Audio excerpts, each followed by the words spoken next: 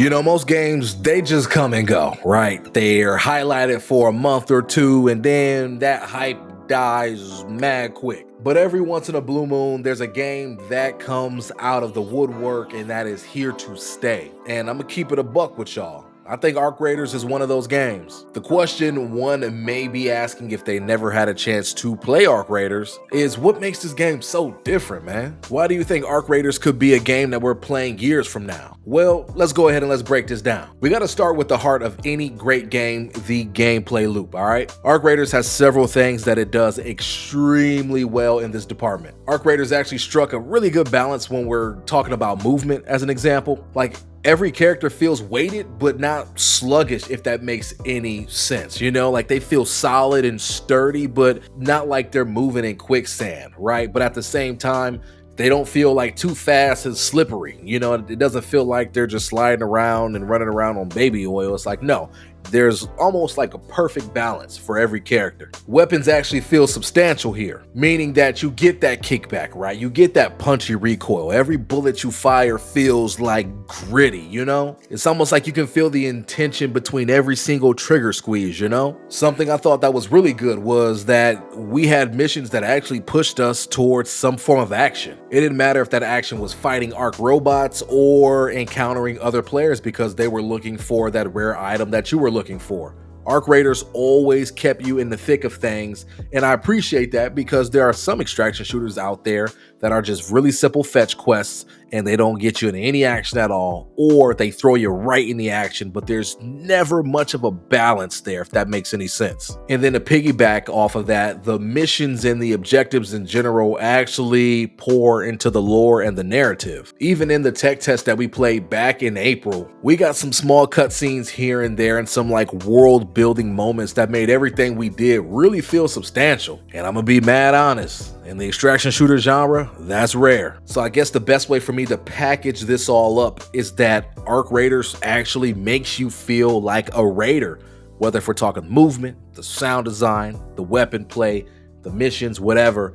You genuinely feel like you are there. It's not you looking at a screen, you feel like you are in the screen, you know? Now, something I do want to talk about is community, because I believe that as long as Arc Raiders can capitalize on this, this could be what I would consider that X factor. Is this an X? This is an X, or this, I don't know.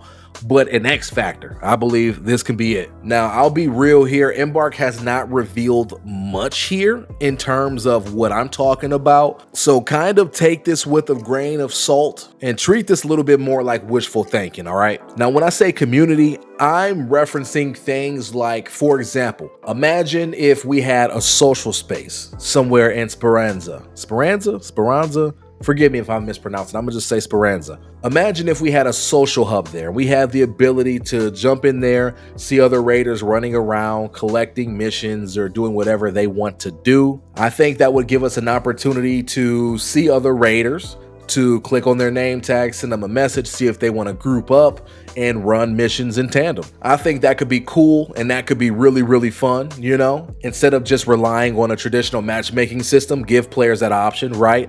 And then also too, to circumvent the whole mission thing, I know people go back and forth, should we just have menus or an actual location? Give us both. Give us both. I mean, why not? You know, let the player decide if they want to go to Speranza and pick up their mission or if they just want to pick it up from a sub menu. I think that could be super dope. And look, if we don't get this open social space, the least we could get would be like, let's call it a clan or a faction hub. I think this could be mad dope. And what I mean by that is, imagine an area where first and foremost, Arc Raiders allows for us to create factions or groups or clubs, and all of us could just meet up there and we could put trinkets around that respective social space, right? For our faction or for our club, or we could decorate it however we want, or we could do whatever we want, right? And it doesn't have to just stop at decorating that social space. I mean, we can create our faction, and I'll just call it faction, right? We could create our faction logo, right? And they give us some templated stuff to be able to create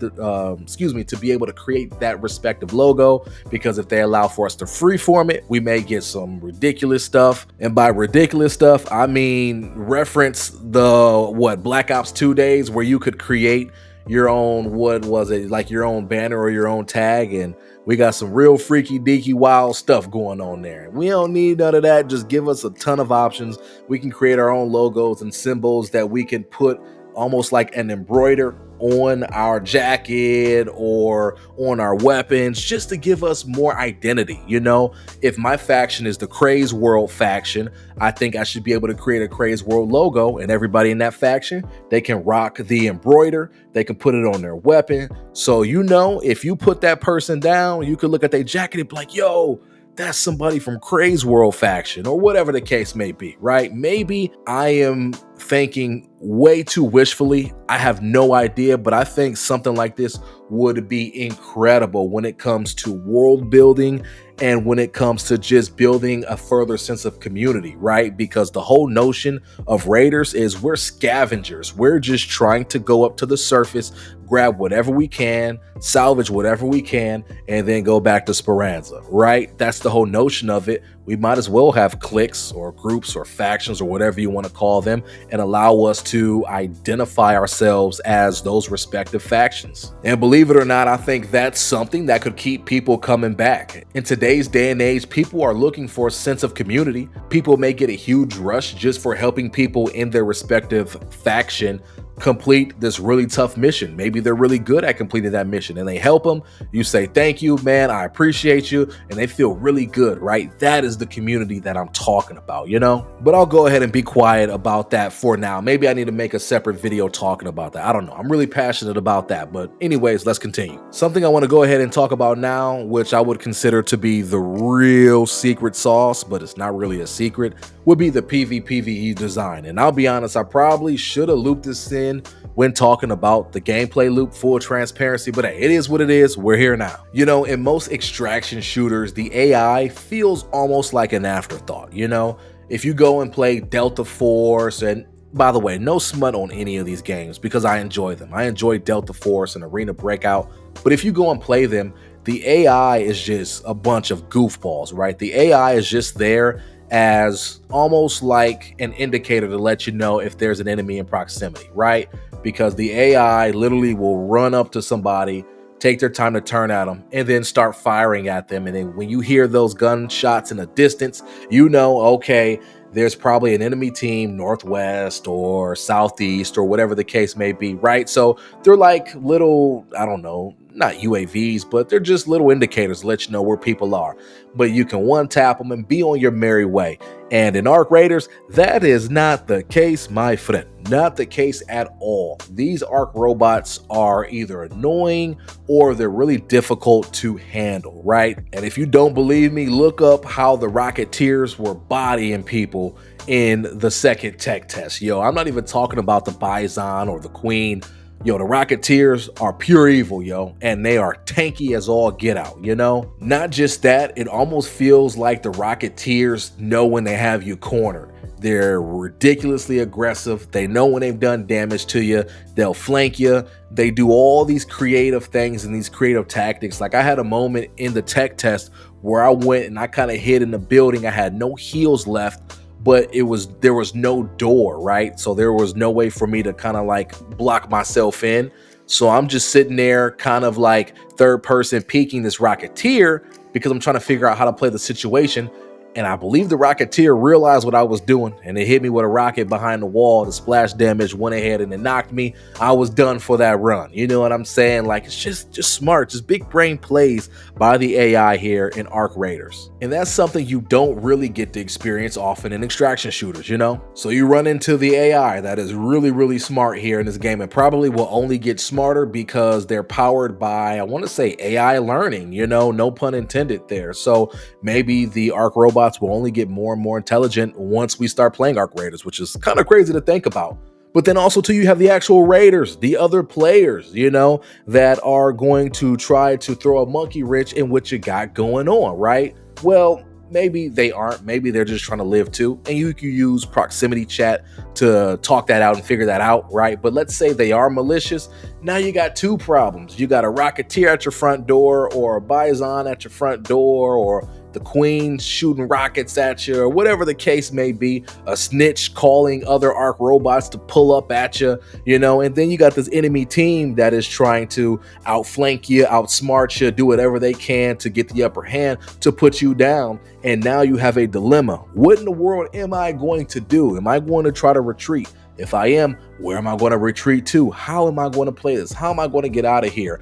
Can I get on proximity chat and maybe talk that enemy raider team down? Maybe I can have them join me, right? Not actually join your party, but maybe we can white flag it, take down the Rocketeer or the Queen, whatever it may be, and then maybe we can go our separate ways here. Who knows? But just having that many options, right? That many ways to possibly play this game and to possibly, make it out of that instance alive is just incredible, yo. And it makes for so much more of a richer moment and just a richer experience in totality, right?